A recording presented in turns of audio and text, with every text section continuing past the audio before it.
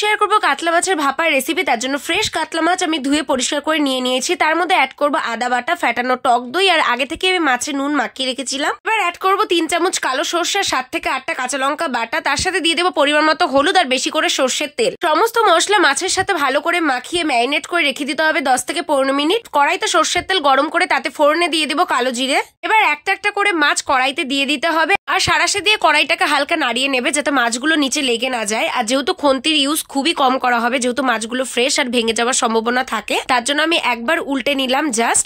আর স্বাদটাকে balance করার জন্য চিনি দিয়ে দিলাম আর স্বাদ মতো লবণটা তোমরা দিয়ে দেবে। আর এখানে অবশিষ্ট যে মশলাটা ছিল সেটাও দিয়ে দিলাম আর পরিমাণ মতো জলটা দিয়ে দিলাম। ঝোলটা ফুটতে থাকুক, আমি একটু ঢাকনা দিয়ে দিয়েছিলাম 5 থেকে 7 মিনিটের জন্য। ঢাকা খুলে দিয়ে দিলাম চেরা কাঁচা লঙ্কা। আর ঝোলটা ফুটতে থাকলে মাছগুলোও সেদ্ধ হয়ে যাবে। ভাপাটা গামাখাই করেছিলাম, ওপর দিয়ে দিলাম ধনেপাতা কুচি। দেখতেই এত লোভনীয় লাগছে, খেতে তো অসাধারণ হয়। বাড়িতে অবশ্যই ট্রাই করো আর আমাকে কমেন্টে জানাতে একদম ভুলো না।